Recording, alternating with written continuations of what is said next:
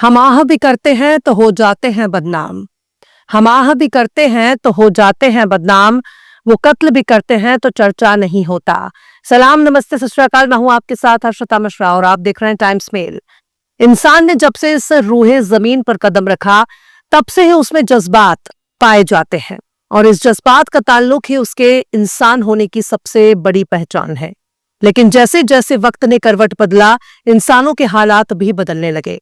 इंसान ने एक के बाद एक तरक्की की सीढ़ियां चढ़नी शुरू कर दी। तब वो हद से ज्यादा मगरूर होने लगा, खुद को ही सबसे बड़ा ताकतवर समझने लगा, खुद को ही बहुत बड़ा बादशाह समझने लगा। खाक से बनी मखलूक ने उस माबूद को ही चैलेंज करने लगा जिसने उसे इस दुनिया में पैदा किया है। इंसान ने पैगंबरों की गुस्ताखी की, उनका कत्ल किया, रब की नाफरमानी की, जिसके नतीजे में इंसान तबाहो बर्बाद भी हुआ।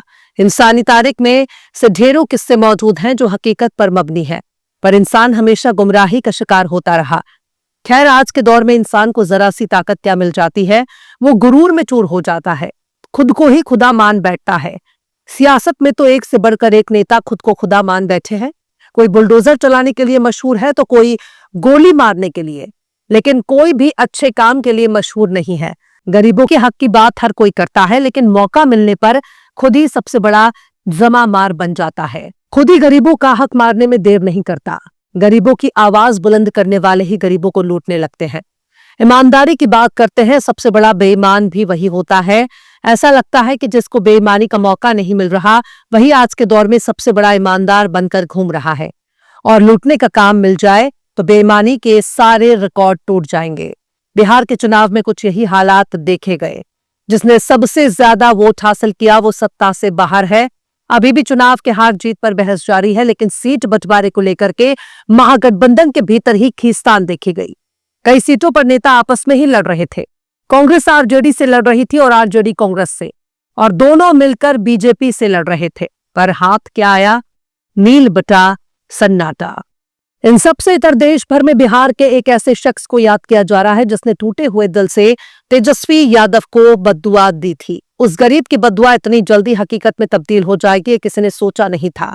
बिहार चुनाव में नतीजों के ऐलान के बाद सोशल मीडिया पर एक वीडियो तेजी से वायरल होने लगा, जिसमें पूर्वी चंपारण के मधुबन सीट से राजद के पिछले चुनाव में प्रत्याशी रहे मदन शाह अपने फटे हुए कपड़े में नजर आ रहे थे। उन्हें गहरा सदमा लगा था और वो रो रो कर बदहोश हो चुके थे।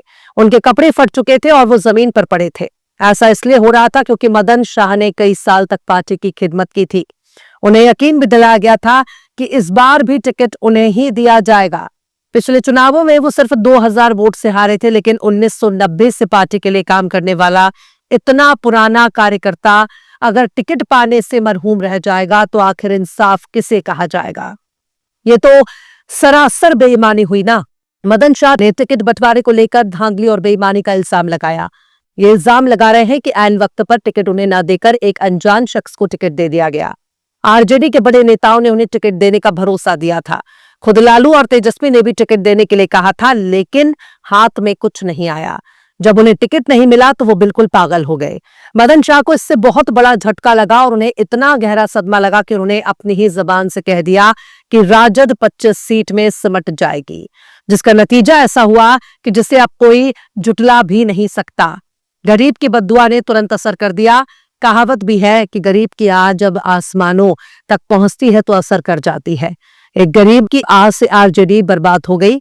तेजस्वी यादव मुख्यमंत्री न बन सके। इतनी शर्मनाक हार हुई कि अब उसकी भरपाई करने के लिए कोई रास्ता ही नहीं बचा। बल्कि यूं कहा जाए कि गरीब की एक बद्दुआ ने तेजस्वी को बर्बाद कर दिया। पूरी की पूरी पार्टी ही पैदल हो गई। आखिर कैसे अपने ही कार्यकर्ता की बद्दुआ से बुरी तरह हार गई आरजेडी? आखिर कैसे अपने ही पाप पर कुल्हाड़ी मार बैठी आरजेडी? आखिर कैसे गरीब से पंगा लेकर तेजस्वी ने फोड़ ली अपनी ही किस्मत? आखिर कैसे गरीब का हक मारने पर रातों रात बदल गई तेजस्वी की जिंदगी? बताएंगे आपको और भी बहुत कुछ, लेकिन आप अगर हमारे चैनल पर नए हैं और पहली बार हमारी वीडियो को देख रहे हैं तो आप हमारे चैनल टाइम्स मेल को सब्सक्राइब कर लें, वीडियो को लाइक कर दें और बेल आइकन का नोटिफिकेशन बटन भी प्रेस कर दें ताकि बिना देरी हमारी हर खबर आपको मिलती रहे। लौटते हैं आप खबर की तरफ। राष्ट्रीय जनता दल यानी आरजेडी के नेता मदन शाह बीते महीने टिकट न मिलने से बेहद ही परेशान हो गए। टिकट की आस में इतने सालों तक जी जान से मेहनत करने वाले एक पुराने कार्यकर्ता को जब टिकट नहीं दिया जाता तो इस सदमे में मदन शाह अपना होश खो बैठे, अपने कपड़े फाड़कर और जमीन पर गिरकर रोते नजर आए थे। अब जबकि आरजेडी बुरी तरह से चुनाव हार गई तो मदन शाह ने इस पर अपना बयान दिया है। मदन शाह ने कहा कि टिकट नहीं मिलने के दर्द ने उन्हें पागल बना दिया था। मैं पटना में लालू यादव से मिलने गया था लेकिन कोई मिला नहीं। मैं इतना आहता कि कपड़े फाड़ दिए, जमीन पर गिर पड़ा और श्राप दे दिया कि उनकी पार्टी 25 सीटों पर सिमट जाएगी, और वाकई ऐसा हो गया। मदन शाह ने कहा कि मैं अब भी पार्टी के लिए दुखी हूं। पार्टी की हार से मुझे दर्द है, लेकिन जो भगवान करता है अच्छा करता है। पार्टी में जो चाणक्य कहलाते हैं वे पार्टी को बर्बाद करने पर तुले हैं। जब तक उन्हें पार्टी से नहीं निकाला जाएगा तब तक कुछ सुधार नहीं होगा। मदन शाह कहते हैं कि इस बार टिकट बांटने में लालू यादव से सलाह नहीं ली गई, इसलिए पार्टी को यह हार मिली है।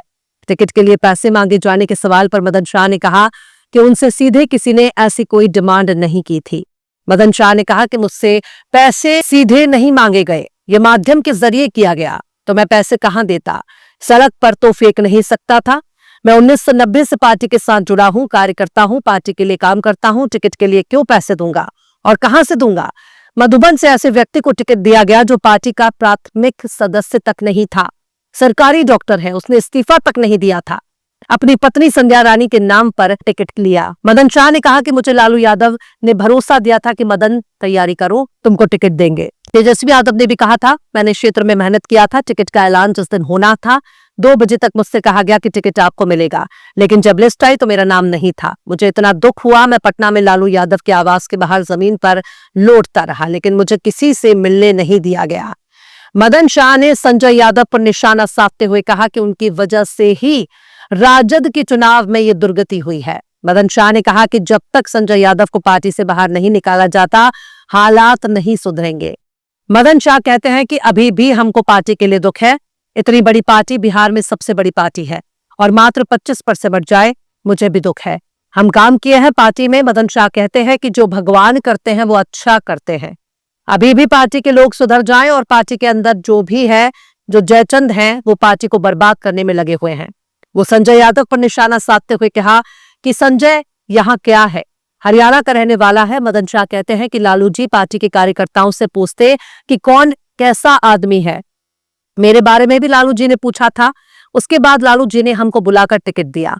मदन शाह ने तेजस्वी यादव को नसीहत दी है कि वो पार्टी की बागडोर अपने हाथ में ले और अपना परिवार सुधारे, भाई को साथ में रखे, जो बहन बिछड़ गई उसको साथ मिलाए।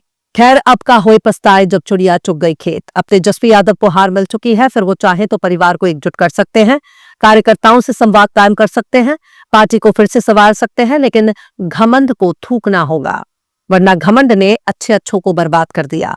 बहरहाल चलते चलते आखिर में बिस्मिल अजीमाबादी ने भी क्या खूब फरमाया है, तुम सुन के क्या करोगे कहानी गरीब की, तुम सुन के क्या करोगे कहानी गरीब की, जो सबकी सुन रहा है कहेंगे उसी से हम। फिलहाल इस खबर में बस इतना ही। इस पूरी खबर को शम्स तबरेज ने लिखा है, जिन्हें आप ट्विटर पर भी फॉलो कर सकते हैं। ट्विटर हैंडल है @शम्स तबरेज काजी। वीडियो आपको कैसा लगा कमेंट बॉक्स पर जरूर बताइए। वीडियो पसंद आए तो लाइक करें, शेयर करें और बेबाक निष्पक्ष स्वतंत्र पत्रकारिता को सपोर्ट करने के लिए आप हमारे चैनल टाइम्स मेल को जरूर से सब्सक्राइब करें और हाँ, बेल आइकन की घंटी वाली बटन आप जरूर से दबा दें ताकि आपको हमारे आने वाले नए वीडियो की नोटिफिकेशन फौरन ही मिल जाए। फिर मिलता है किसी और वीडियो में एक नए खबर के साथ। हर्षिता मिश्रा को दीजिए इजाजत। जय हिंद। अगर अभी तक आपने हमारे चैनल टाइम्स मेल को सब्सक्राइब नहीं किया है तो जल्दी से सब्सक्राइब कर दें और बेल आइकन भी प्रेस कर दें।